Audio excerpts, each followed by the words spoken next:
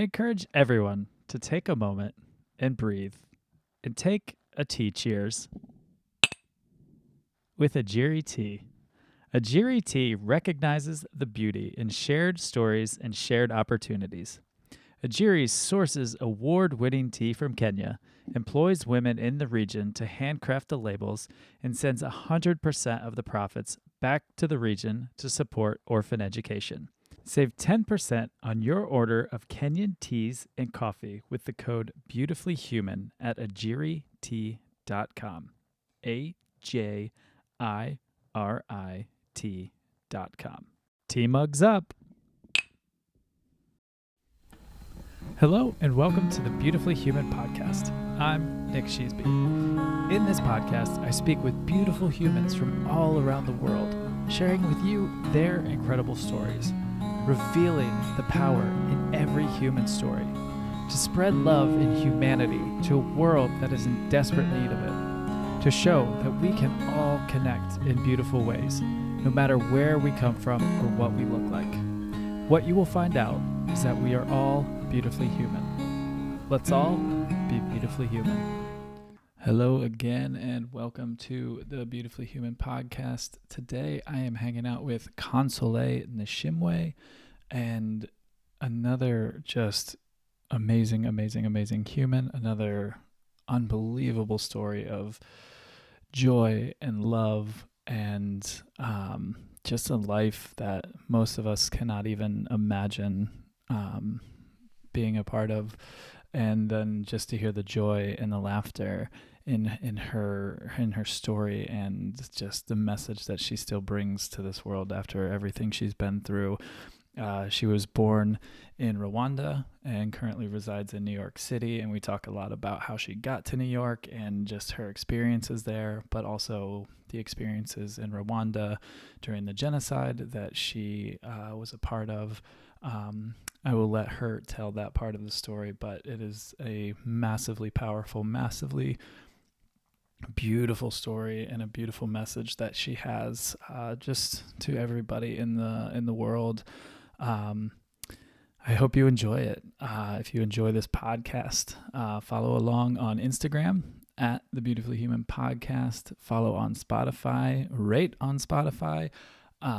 Rate, review, and subscribe on Apple Podcasts. It just helps get these stories out to more people. And I truly hope you enjoy this conversation.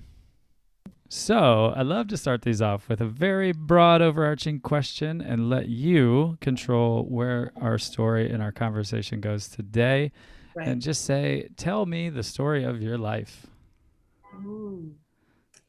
That's a very good question. So, well, the story of my life.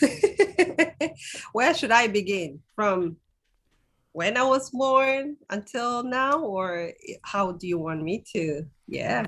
Yeah. Any way you want to tell your story. Yeah.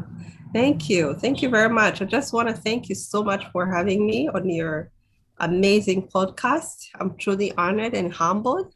Yeah, of course. Beautifully. Yeah. Human here, so I'll be trying to be a beautiful human here. Thank you very much. So welcome. Yes, my story began in Rwanda. I was born in Rwanda in a place called Kibuye, which is very small town in not in a capital city. I'm a village girl, so and who ended up actually living in New York City, which is incredible. If this is where I came from, and then now living in New York City, I always make fun of myself, like, oh, you come from a small town and then you're in New York City. So it's I just joke about it. So how it's a different place. They're totally different. So, but I always love wherever you were born. It doesn't matter how small, how big. It's the first, good place because God chose you to be born there. So for me, I'm truly grateful that I was born there. So I was born in the family of 5 kids. And my both parents were amazingly good human beings.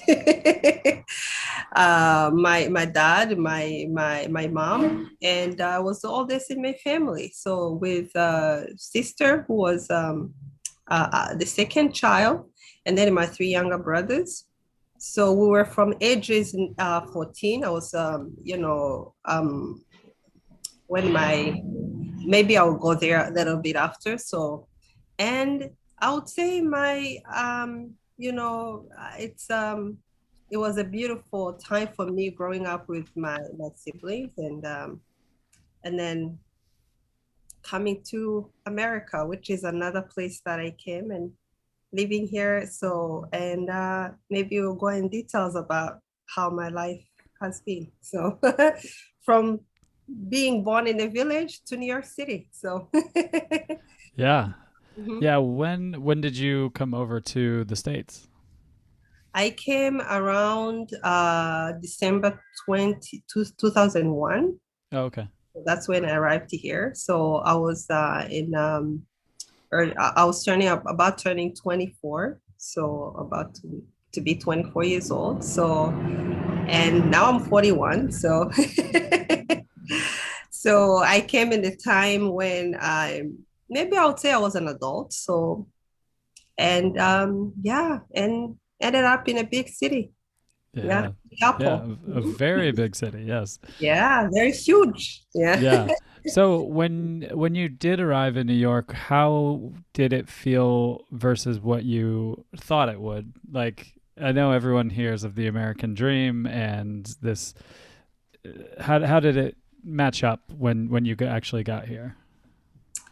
Well, I like anyone else, I had stories. I've heard so many stories about how America in general, United States. So in general, how it is. So you had this image in your head, how, of course, beautiful it is and different. But New York City, I had this image in my head that it's a huge city. How am I going to be able to adjust in a new culture, of course, now knowing English. So I could speak English at that time. So, but at the same time, I was so excited because I was so young and I needed to be in a different place. So I was looking forward to that.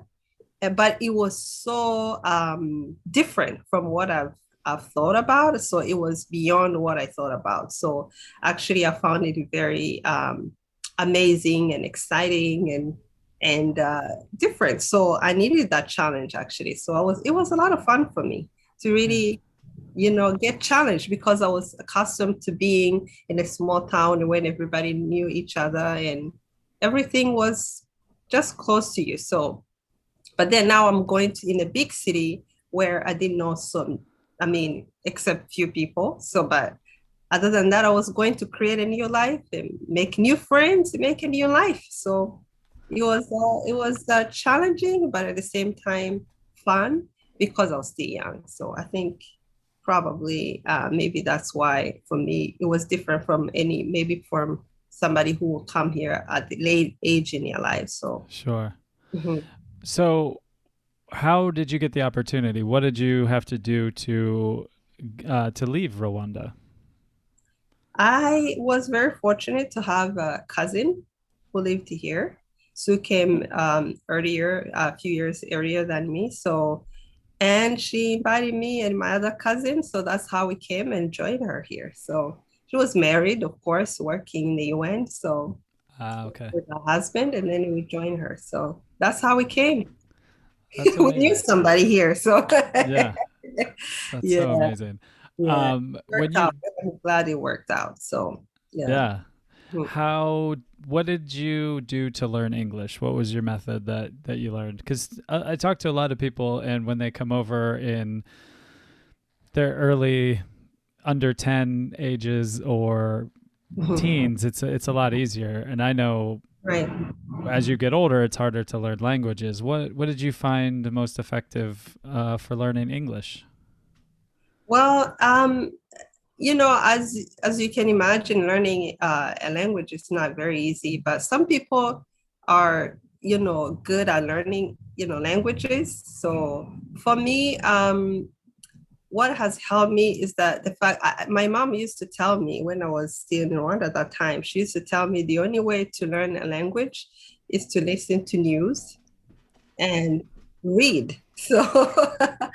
So at first when I came here, because everything was so exciting, there were so many television series and all kinds of, it was a time when TV was so exciting to a lot of people because of so many TV series coming, and beside the news, and you could see a lot of uh, I would say the soap opera, which is something was new for me.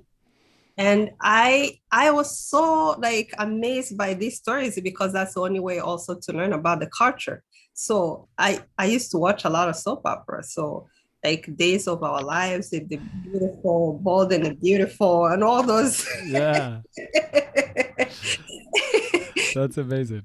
I know, and then I learned so many, but there are some shows that I didn't necessarily watch many times because there are some of them that were not very much attractive to me. Sure, yeah. Jerry Spring, I always joke that the first thing when I turned on the TV was a Jerry Spring. I was like, oh boy. Yeah. If that's the first thing you see when you're in the States, you might turn and run. But at the same time, of course, you laugh and all that. And then I found other shows, of course, yeah, shows the beauty of the culture and how people live. There were so many TV shows I watched, and I actually learned through those TV shows. And later on, I started watching news because it was not easy to watch news right away because you have to concentrate and hear what they're saying, but you have to begin on something easier too. And then I learned so much about pop culture that I didn't know. So, and it was amazing. It was a mixture of that. And then I read books too. Yeah.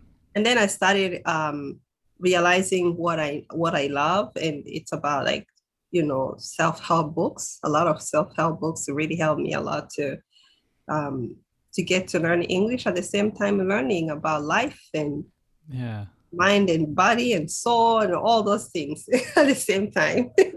Yeah. And I mean, what a beautiful way to bring it together where you're learning the language, but also taking the time to learn about your mind, body, and soul as well. Yeah, it's very, I mean, for me, I discovered who I am, and also at the same time, it was helping me to heal from my personal experience of what I've been through in Rwanda at that time at that young age. So I came here when I was carrying a lot of trauma. Yeah. So, and I through learning the language, I also began to find the things that will help me in my healing journey as well. So, and it's really, it's amazing like how you can also combine all those things at the same time. Yeah. And then my cousin and other people, they realize, oh, you speak English now you can put two words. And then it's incredible how I was able, I'm still learning, of course. Yeah. You speak incredibly well though. I'm still learning, but I'm so grateful that I found the right things to learn from. So I could probably have chosen maybe the wrong things but thankfully that I chose things that are so fun and learning, and the wrong things that they are there. I know them, but I didn't necessarily want to go to those things. So yeah. That's so amazing. And what is your native language? Kinyarwanda. Okay. Yeah. Which is a language I speak often. So I love my language. So I speak it a lot. So do you have people here in the States that you speak with, or do you still speak with your family back home, or a mix of both? It's a mix of both. Yeah. Those who are here and those who are in Rwanda. So since now, technology is easier. So, I mean, to communicate frequently. So I speak to my mom every day. Almost every day, but not every day, but almost every day. So, and I have to make sure that I speak to her properly Sure. without necessary. When you come to another country, sometimes you have a tendency of mixing languages. Yeah. So I try not to do that. I do my best I can to never, whenever I speak my language, Kinyarwanda, so I try not to mix, unless I'm speaking to some of my friends who are same age as me. So we have also that, all of us, we have that tendency of mixing languages, Sure. especially those of us who live here, or even in other countries too. In Europe, they mix with whatever French, if they live in a country where they speak French or another language. But I try not to do it to my mom or Right. aunt or Yeah. yeah. When I spoke with Jean, she said when she speaks with her family that they say, "Why are you talking so quickly?" Yeah. That we speak so much quicker. That is so true. In Rwanda, we are actually, that's another thing that is so fascinating when it comes to languages. There are languages where they speak faster. There are languages they speak slow. They speak maybe your tone is a little bit higher or lower. In Rwanda, we tend to have a lower tone when we speak. So even it's not too fast. Yeah. So when you speak to, because we are accustomed now living in another culture, they could tell we are, the tone a little bit changed. We are a little bit high voice. Your voice is a little bit higher. Because Yeah. we are very, that's another thing that when I came here, people used to tell me, speak a little bit louder, a little bit, raise your voice a little Sure. bit. So my voice was a little bit kind of, because it was a cultural thing. So, but Yeah. now I feel like whenever I speak to my mom, I feel like I'm too loud. Just yelling to her. That's amazing. Yeah, Is I'm trying to remember. My partner, she tutors a man here in Nashville, Tennessee, right. who's from Rwanda, and so she's kind of tried to pick up Kinyarwandan, Really? and Wow. she is it Maware? Did Hmm? I say it right? Is that a Muraho? word? Maraho. That's right. Muraho, yes. Yeah. She always says it when she gets on when she's talking to him, and I was trying to remember it. Maraho. Yeah. Muraho, yeah. I just I love she actually just texted me on and it just came up on my computer that Oh it said my God, Marajo. that's amazing. She could probably hear me right now. Yeah, Um she sensed it. yeah. Yeah. Would you say a phrase in Kinyarwandan? Amakuru yawe. Amakuru yawe.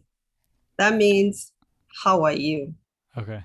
Yeah. Amakuru yawe. How are you?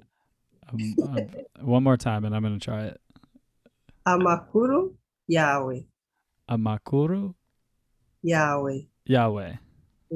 Amakuru yawe. Amakuru Yahweh. Yeah. How That's are so you?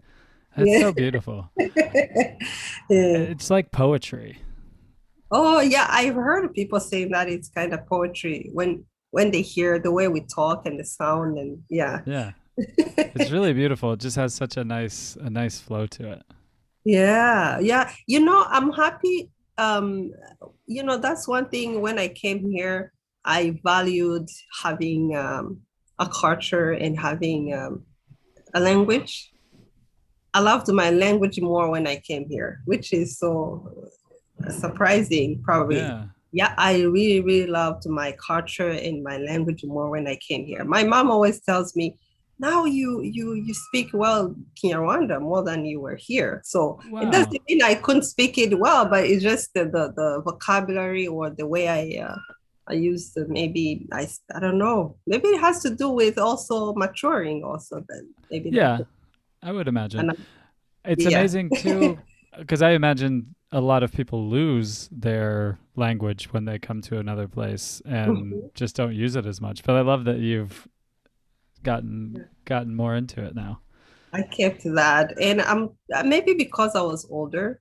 Yeah, Yeah. I guess somehow it has to do with the age you are. There are people who come here. I have a friend who came here when she was turning 10. I'm amazed at how she could speak perfectly well the language. She never forgot it, and she's so good. Even writing actually is harder, but Oh when yeah. you write good, so that's Wow. shows how incredible. Because sometimes at that early age, it's easier to forget. Totally. So, yeah, It's yeah. so beautiful. Language just fascinates me. I think it's so incredible. I could speak more than three. So You can? I wish I could speak more than three languages. What's your third? French. You speak French as well. Yeah. Oh man, Not as good, but I try. So yeah, I don't use French as much, but I do. Yeah. that's so cool. I Yeah. love that. I love that. You're making me look bad. I got one, and we're speaking it right now. Except for, except for the couple phrases I know in a couple languages. Yeah. I try to learn enough to get me around when I'm in another place. I try to Mhm. at least do that. So I always say if I could choose a superpower, I would choose to know every single language. So if you came on here and you told me what language you spoke, I could just instantly speak it with you. And I think that Oh, would be such a good gift to I give to know. another person. Yeah, that's so true. And I find, especially living in New York City, also, I one thing I realize about New York City, the beauty of languages, the beauty of cultures, the beauty, it's so amazing. Like maybe that's why I really appreciate my language and culture because Yeah. of other people, cultures and they how beautiful it is, like to the beauty of hearing somebody from another country speaking a different language, what they do, what they eat, how they sound, how they behave, and all. It's to me, it's fascinating. I, Yeah. I'm amazed. I'm amazed. And the really amazing part too is that you get to contribute to that culture. You get to put your culture into that mix of all these other people's cultures, and you get to showcase yours, which is amazing. Which is amazing. And then here, when it comes to art, when you see music, oh my goodness, music, how people dance, how they express through art.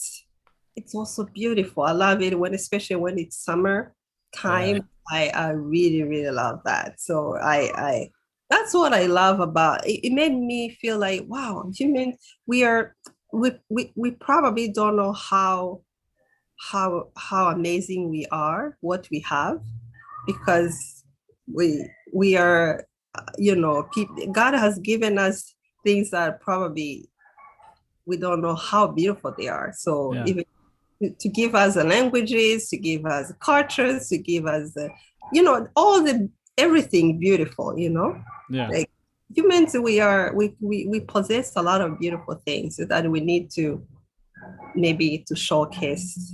Yeah. There's so many beautiful things we have, really. Yeah. Yeah. Yeah. So speaking of beautiful cultures, um, what was it like growing up in Rwanda? What was your cultures and what was your food and all that? Especially like I said earlier, growing up in a small town, in the village, it was, to me, it was a lot of fun because many of my family members were living not too far from each other. It was easier at that time. You will visit whenever you want to go. Just there was no phone. I mean, the kids nowadays don't know that we didn't have phones and Right.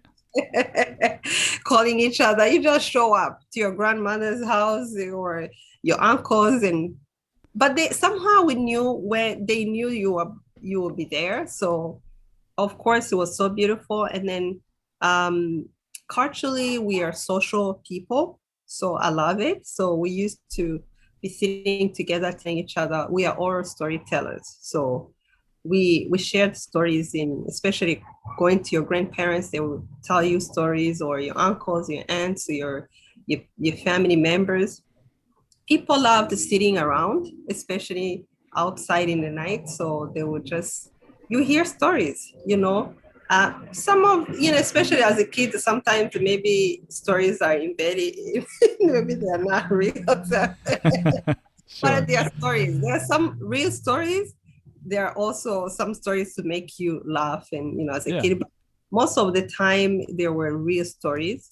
So, and I love that beauty of, being around families. And then also, when it comes to food, um, there's one thing actually that is really maybe unique in our culture. um, Beer, there's a traditional beer. Many homes, especially in the countryside and small town, they make what they call urwagwa. Urwagwa is like a very traditional banana beer. Oh, wow. Banana wine. It's a banana wine. So many homes use to make those. Even now they do, but now they make it more industrial, so people they can sell them in many places now, Yeah.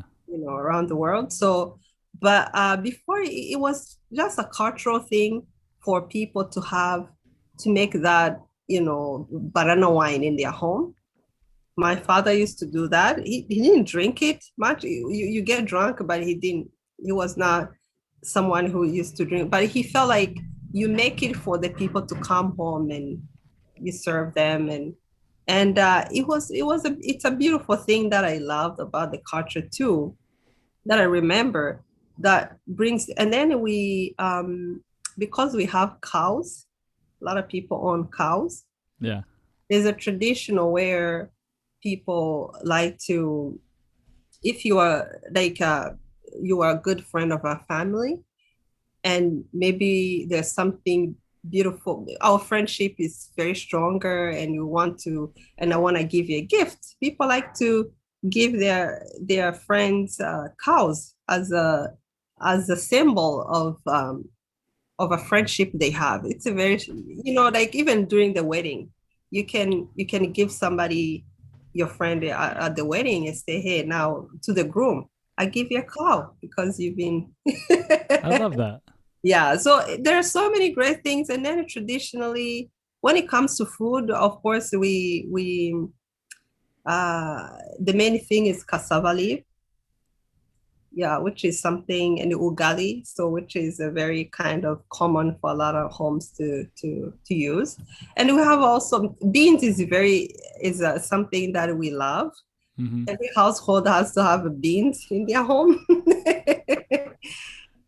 Yeah. And we have I grew up, having a lot of eating a lot of avocados because many homes have like a banana plantation, banana, and also the avocados, all kinds of fruits. Many things came from um, your your your home and backyards and all.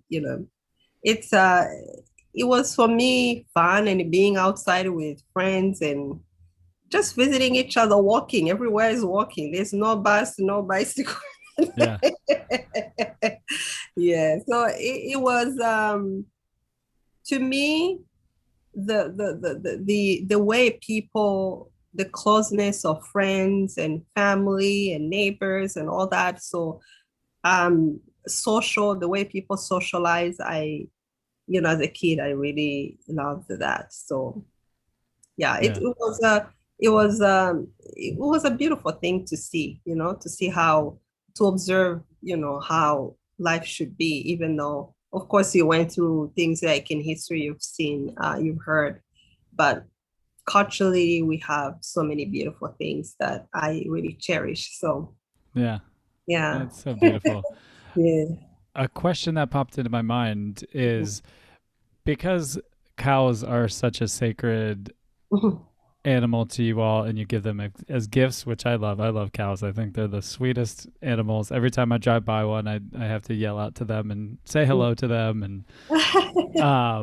is are they eaten less there because they're um put up as like some as a gift that you give to people? Are they like, do you not eat beef as much down there then? In Rwanda, actually, people don't compare maybe to other neighboring countries. We are very, when it comes to food, we are very selective. Maybe nowadays it's different because the world has become closer to each other, and there are so many things people now share, from all over the world. So you can get things, we have things we've never had before in the country. But when I was growing up, we were very selective when it came to food. So it's like, what I know, back in the days before I was born, people were vegetarian. Okay. They own many cows, drink milk, but a lot of milk, really. Yeah. But eating meat was not really common very much. So, but as the time went on, because things changed a lot, so of course people ate meat and beef. But cows, because of how sacred they are, there are people who own them, but not necessarily eating meat. Yeah. Mm-hmm. They would just drink milk. But there was this thing in a culture that if you drink milk, you shouldn't have meat at the same time. So that means you are killing the cow's breast or something, like you're not making the cow feel good. So there's something you Sure. kill inside the body of the cow. So, and for me, I would say culturally people were not, nowadays is different, but meat was not really something that was eaten much. Of course, they eat goat, but very selective. Goat, beef, and chicken. Other than that, anything else to be beyond maybe like what do you call the other meat people like to eat here a lot. Um, Turkey. Not turkey. There's another one. There's another one. I forgot the name of it. So when I was growing up, it wasn't really popular, so people didn't eat it much. So it was just a few selective, very selective. But mostly people ate vegetables and beans, as I said, as protein. And for me, I didn't like meat. I don't even like them now. So Yeah. not a fan of meat much. I'm more of milk. Milk was very central. Yeah. So, which is something that they used to give to the kids in the household. Meat was very less. Okay. But back in the day, people were so vegetarian. So Yeah. mhm. Yeah, when you started asking about meat, I'm vegan, so I was like, Yeah, I don't think about meat very often. and vegan too. Yeah, I feel like I could be vegetarian or vegan. Maybe not vegan 100%, but vegetarian I could. Yeah. Yeah. So how obviously with what's happening all over the world, you haven't been able to travel. How often do you get back to Rwanda? Surprisingly, I haven't been back yet, Oh wow. but I'm planning to. Okay. So I'm planning to. Hopefully, you can join me on the trip. Yes, that would be amazing. Why not? We can go together. Yeah. I would love that. I would absolutely love that. Everyone I've spoken to from there and from Kenya and a good friend of mine, I speak to him every day. He lives in Cape Town right now, but he's from Zimbabwe, and I want to go and I want to experience. I want to see the village you came from, and I want to. I'd love to take you to the village, and my mom still lives there. Oh yes. She still does the normal thing like I was doing when I used to live there. I love that in the villages, people are still the same. Yeah.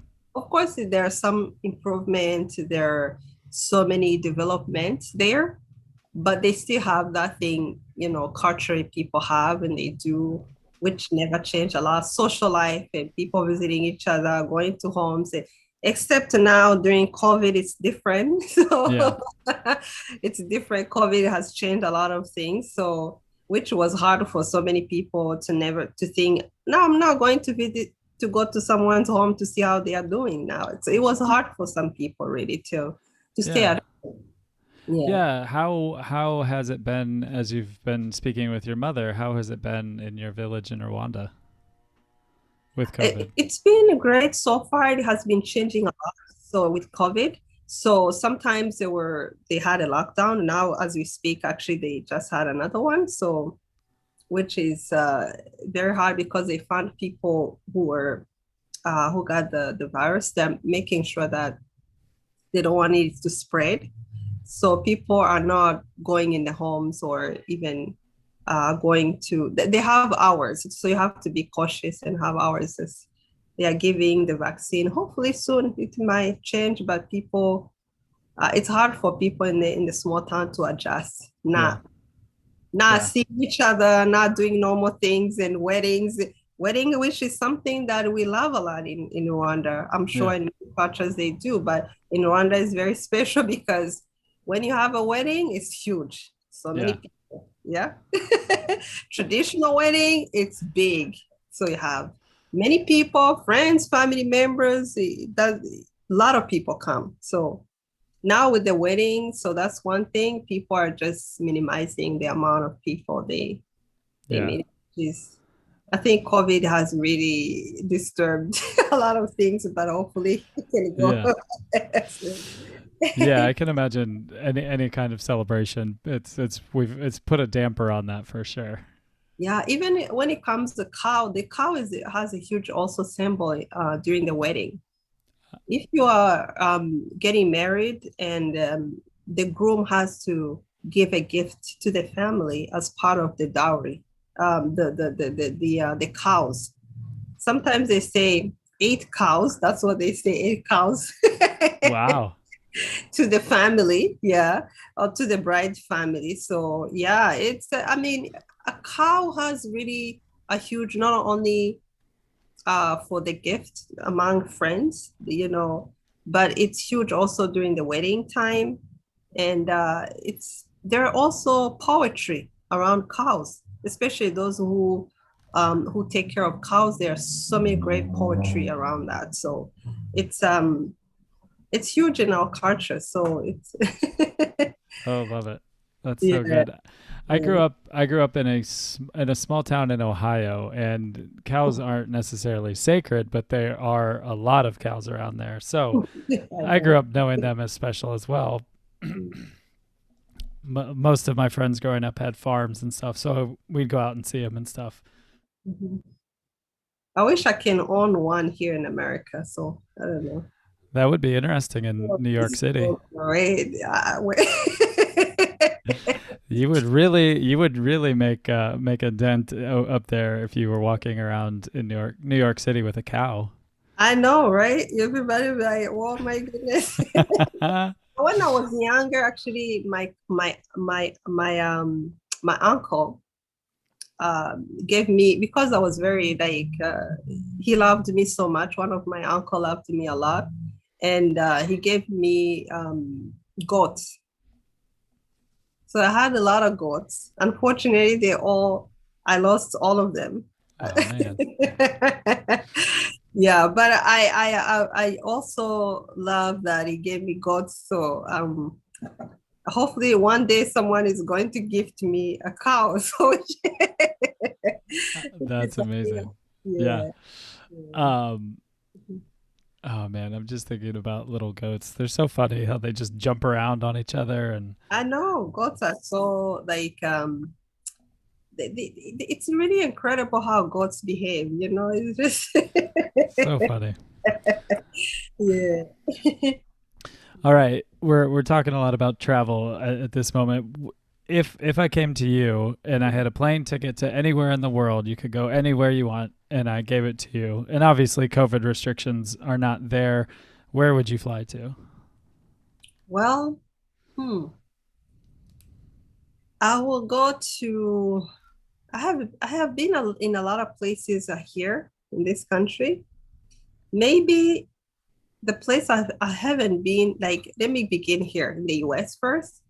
Maybe Hawaii. Okay. Yeah, Yeah. I feel like Hawaii has a lot of things in common with my culture somehow. So I feel like there's something I can learn from them. Yeah. Yeah, Hawaii's cool. I was there. Oh man, it's been 11 years now, something like that. But I really enjoyed it. It was very cool. It was the first island I had been to, so it was very different just being on an island for a week. And Japan too. Yes. Yeah. Same. I am fascinated with Japan. Yeah. Everybody that I know that's been there or goes there is just in love with it. Yeah. Japan, I really admire their culture. So the way they I don't know, it's really amazing. I love their culture really. It's kind of close to a little bit of a little bit close to some of the things we have when it comes um to the way um you treat people when they come to your space. Yeah. Yeah, so respect you give, because we have a saying in Rwanda that um a visitor is like a king. I So you like have, that. it doesn't matter who they are, you have to treat them well. So Yeah. yeah. Man, I think we need to adopt that here in the States. A visitor is like a king. I think that would help us out a lot if we all thought that way. Yeah, if you come to my house, and you shouldn't leave without at least, even if you are leaving for a few minutes, or you are staying for 30 minutes or an hour, but at least you have to be, I have to offer you something. It doesn't matter what it is, what I have, at least I have to treat you. I have to offer you whatever I have, but in a good way, in a respectful way. So, Yeah. and they say you can't leave the house without at least having something. I love that. Yeah. I love that. Yeah. Um, so I did want to ask, and it's okay if you didn't want to talk about it. You were talking about traumas. Sure, absolutely. Can talk about that. Okay. So talk to me about that. You were pretty young when it was happening, because I'm 36, so you were probably a few years. You were probably like I'm 14. 41. I'm 41. That means I was 14. Yeah. Okay. Mm-hmm. In Yeah, 1994. So I don't know. You were maybe I was 9 at that point. 9 years old. Yeah. Yeah. Yeah. Mhm. So what was your experience with that? Yeah. Yeah. For many of the people who don't know, in Rwanda, we had a genocide. There was a genocide that was perpetrated against the Tutsi.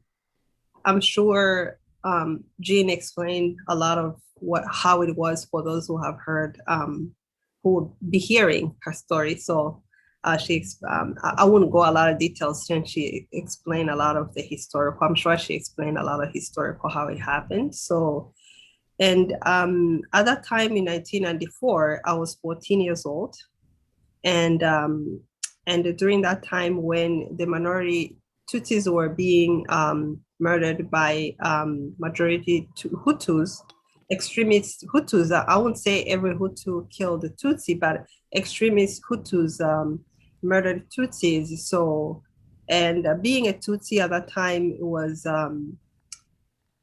it was hard because the government at that time wanted to exterminate the minority Tutsis. So unfortunately, my whole family was a Tutsi family. So, and we had to go into hiding, and the genocide lasted for 3 months. And during those 3 months, I had to face unimaginable horrors where my many of my family members have been murdered, and my dad was murdered.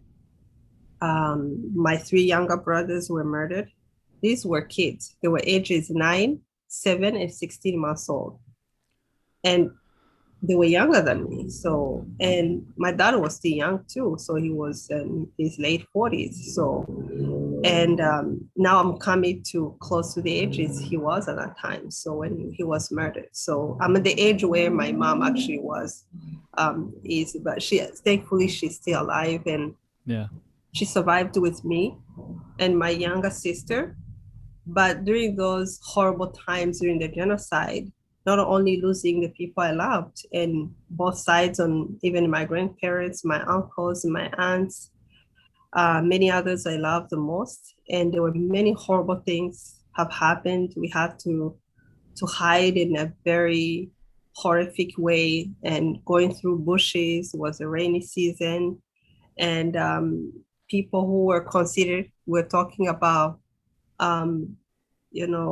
by humans and all that, and the people that were good friends, were neighbors, as mentioning earlier, the social life we had, and growing up in an environment where my parents, told me to love people. I saw people come in our homes and we visited them and all that. And some of them became part of killing us simply because we were Tutsi. So, and because at that time there was a radio that was inciting the hatred and how Tutsis must be killed. And it didn't happen overnight. It was just a propaganda that was being taught many years. But people, of course, living in that social life I explained earlier, we never thought that would happen, even though we lived in a country where we thought, we knew that as Tutsis were not liked because there were many other Tutsis who left the country, and there were other genocide happened before, but not to the extreme of 1994. But we never thought they were going to kill us so to that level. So even do what they did to us, destroying our homes. So, but what I saw at that young age, it was horrific. So not only that, people who were considered to be good friends, they called killers on us when we went to them, asked for help. And others, there were some people who were so kind who hid us in their home, even though they were risking their lives. But at the same time, they were so kind that's why I survived. That's why my mom survived and my sister, because there was somebody who didn't want, do that. So, but there were many times that it was a miracle for us to survive. Even escape places were discovered by killers. They were carrying machetes and clubs many times, and they had roadblocks. We had to go through bushes, and it was hard, especially for my mother, to carry my younger brother before he was murdered, many times on her chest. But now this one time when we discovered where we're hiding, and when the killers decided to kill my brothers, my younger brother, who was always on my mom's chest, sometimes on her back, being snatched from her. Imagine as a parent what it was like for her to have this baby snatched from her and taken, and looking, all of us screaming, begging to be taken and killed. But they wanted to keep us because they wanted to kill us whenever they want to. So, and they took them, and not too far from our home, that's when they were slaughtered. So, and the rest of us, many of people know that during the genocide, many were even in conflicts. So you hear, even where they have genocides, rape is used as a weapon a lot of times. So many times.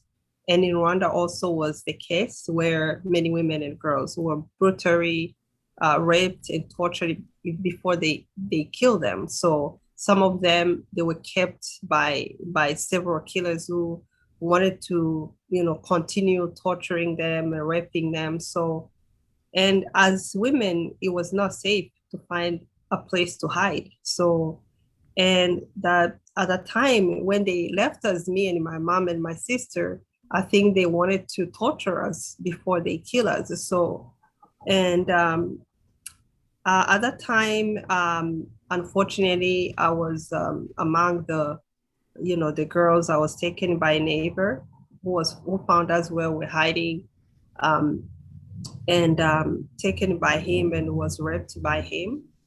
But it was one of the worst time for me as a kid to see somebody I knew.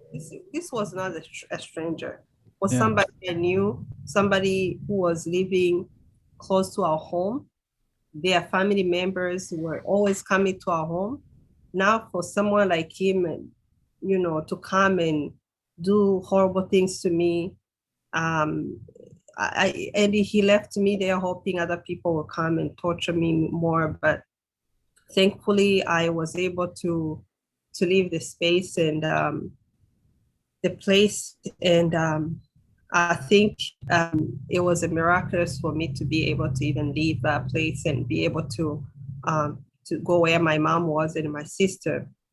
And imagine as a mother, not too long ago, she lost her precious sons, and then she saw what happened to me. So it's not an image that I think, I don't know how she managed to deal with that kind Right. of pain, being a parent. So um, later on, even though we didn't want to hide anymore, we were going through a lot of pain throughout the country. Many Tutsis, we didn't know where our families was, who survived, who was still alive. So we didn't want to keep hiding anymore. We didn't know we were going to survive. But as I mentioned earlier, there was some people were so kind. There were people who were so kind. One of those people was somebody who was living in a Muslim community, who decided to hit me and my sister and my mom and say, I don't want this to happen to you anymore. So, and I don't want people to continue doing this thing. He was somebody who actually was a very good friend of my family for so long. He was a man who used to buy clothing and will sell them to my mom, coming from neighboring countries. Used to be called Zaire, used to be DRC now. Hmm. Um, he was very kind. He was hiding other people too, and along with other few friends in his community. So they tried so hard to do that, even though some people were killed. So they were hiding, but um, it was a time when I saw the kindness of someone who never allowed themselves to become like everybody else they see around them. So, but for him to he stood up for us, and there was one man who wanted to come and kill us, me and my mom, in the house, and he said, I will never allow you to do that. And to see that, it was I'm glad we met him. I'm glad at the end at Yeah. least we met somebody like that. So, and that's how we're able to survive, my mom and my sister. And luckily throughout the country, the RPF, which was a group of army which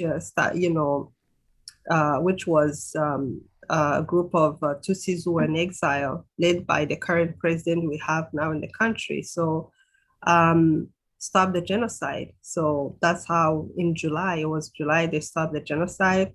So, and at least the genocide ended, but there were many people already killed.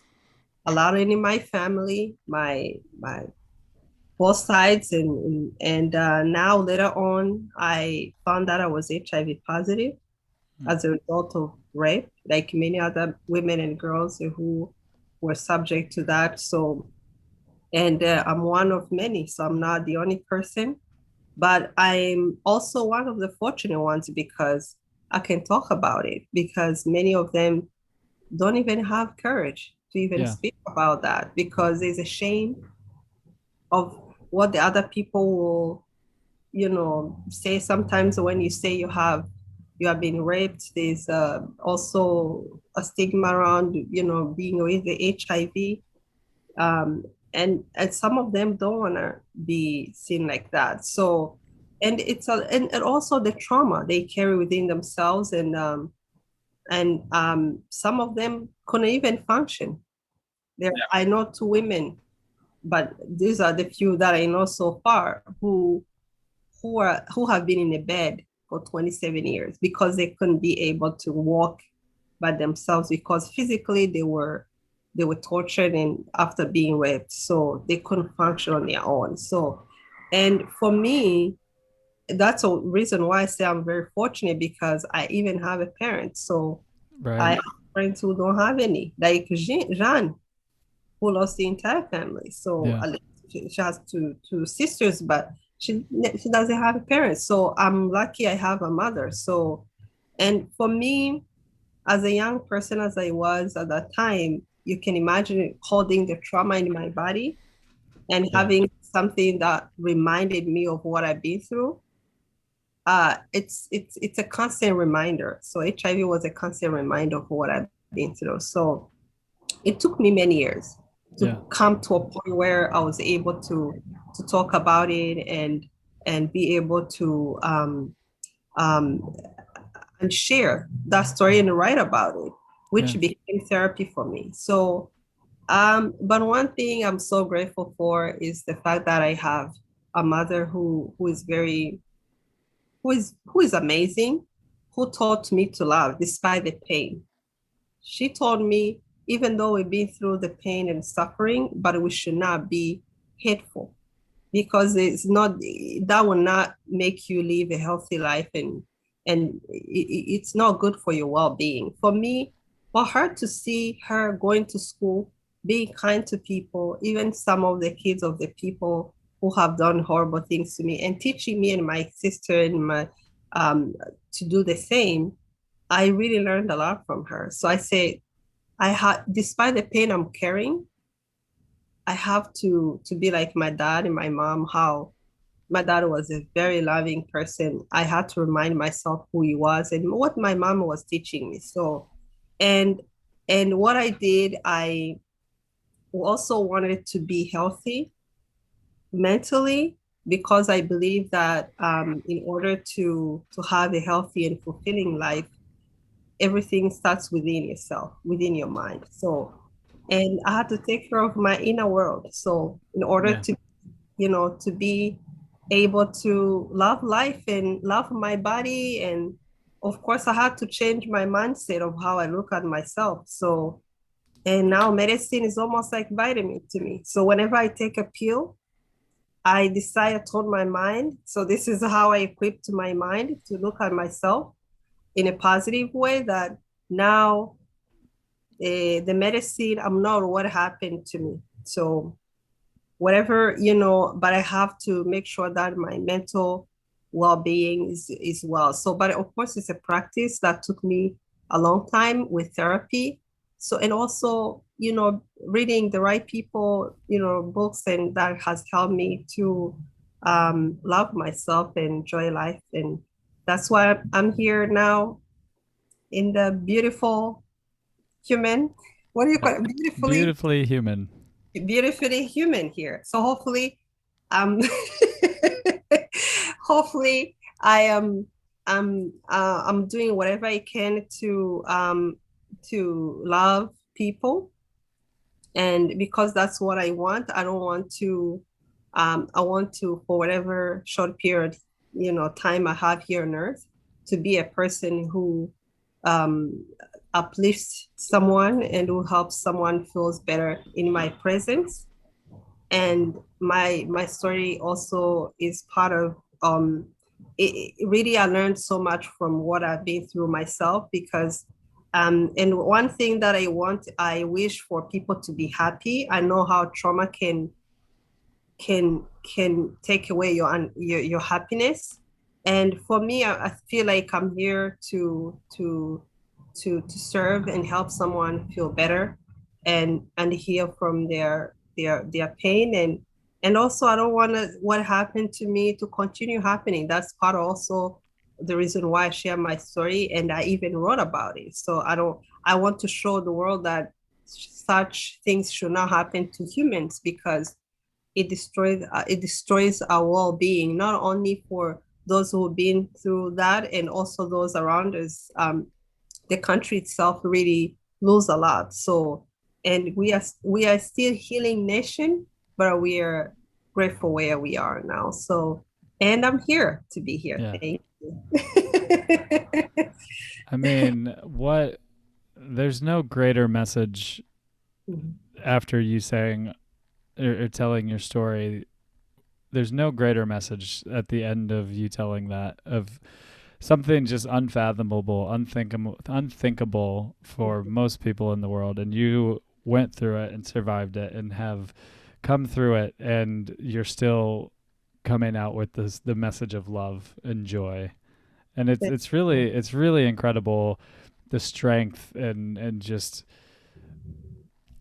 the fortitude that comes with that, to be able to tell your story and also come out with that, not as a message of like anything but love, and that this shouldn't happen to humans. And I think I just, I am so blown away. I'm so honored that you would share that with me, and that you have just shared this time with me and opened up and shared your joy and laughed with me, and then also shared, the unthinkable part of life that you have gone through, and you're still standing there smiling and spreading a message of love. It's truly remarkable that, I mean, I know people who complain about far less and they're pissed off in their life and don't do much because of things they've been through. And you're still smiling and you're out there putting so much beauty in the world. And I am wholly inspired by you. Thank you very much. It really means a lot. Your platform is amazing. I always love platforms like yours. The platform that helps people to learn something, but at the same time to learn to be good to each other. So to love each other, to spread love and positive, vibes. So I really enjoy having a conversation with you. Thank you so much. Yeah, really. Thank you. I have 2 last questions for you. Mm-hmm. And the first one is, what would you want the world to know about you? Well, that's a very good question. So one thing that I would say that I am known for, unfortunately, the COVID really disturbed that for me. I am a good hugger. I love hugging people. So I was wondering if you were going there, and I was like, I bet you are a really good hugger. I love hugging people, which is something I enjoy very much. Of course, I laugh a lot, which is something I'm known for. Yeah. It's infectious too. I cannot not smile when you're smiling and when you're laughing. Oh, thank you so much. Thank you. I'm, and then I love people. I mean, I just, I love being around people. So I enjoy good company of good people and laugh with them and hold them and hug them. So I'm a touchy feeling. Yeah. I love that. I love that. Well, I've felt that love this whole time since the second you popped on here. It is. I've been smiling, and I've thoroughly enjoyed this conversation, speaking with you and getting to know you. And I do typically when I'm out and about moving around, I do get to New York quite often. Especially I work in music, so a lot of music happens up there. So the next time I'm able to get to New York, I'm giving you a hug. Yes, a big hug. A big hug. And I cannot wait. I cannot wait. Oh my gosh, I cannot wait too. Oh my God. It's going to be fantastic. Yeah. All right. Last question for you is, if you had the ear of everybody in the whole world, what would you say to them? I would say spread love wherever you go. Yeah. Perfect. That's perfect. It's the best message there is.